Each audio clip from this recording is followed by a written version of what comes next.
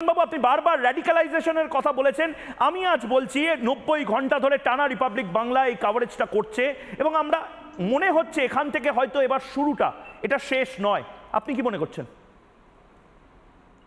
দেখুন, এটা তো পরশুদিন যখন ঘটনা ঘটেছিল, সম্ভবত তোমাদের চ্যানেলে আমি সবার আগে বলেছিলাম যে এটা কিছুতেই দুটো তিনটে ছেলে বা মেয়ের স্বতঃস্ফূর্ত কোনো একটা প্রতিবাদ হতে পারে না।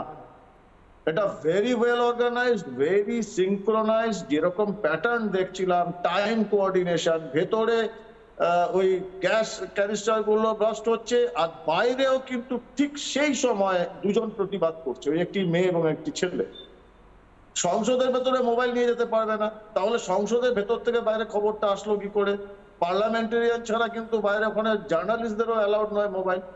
এই ছেলেটি আর মেয়েটি ওরা কি করে জানলো যে এই যে দেখাচ্ছ তোমরা ফুটেজে, যে ভেতরেও ঠিক একই জিনিস হচ্ছে? তো এটা ভেরি ওয়েল সিনক্রোনাইজড। এবং আমি তোমাকে একটা কথা বলি, এই কথা হচ্ছিল যে পার্লামেন্ট অ্যাটাক 2001, তার পেছনে মাস্টার আফজল গুরু তোমরা বলছো, নিশ্চয়ই আফজল গুরু ছিল এক্সিকিউটর এখানে। হয়তো সেটা ললিত ঝাড় যে কাজগুলো করেছে সেরকমই আফজল গুরু করেছিল। আসল মাথা ছিল গাজী বাবু। এবার দেখতে হবে যে এই যেটা হলো এবারে 13 তারিখ, তার পেছনে কোন বাবা বা মা বা মাসি পিসি কারা আছে, এটা দেখাটা খুব দরকার। একটা কথা একজন বলছিলেন বারবার যে এটা অ্যাটাক নয়, এটা আনলফুল প্রোটেস্ট।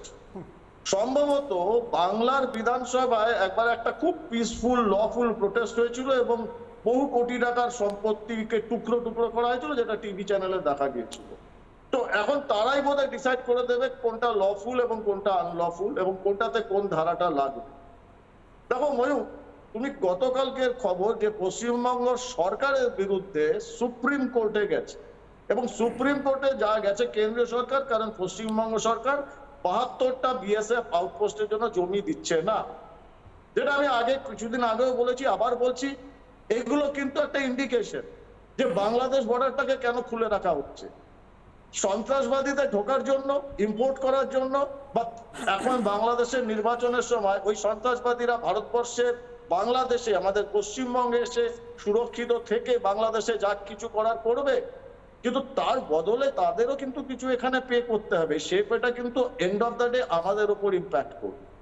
তো মেসেজটা একটা কোথাও যাচ্ছে যে বাংলায় তুমি কিছুই করতে পারো, বাংলার পুলিশ তোমাকে কিছু করবে না।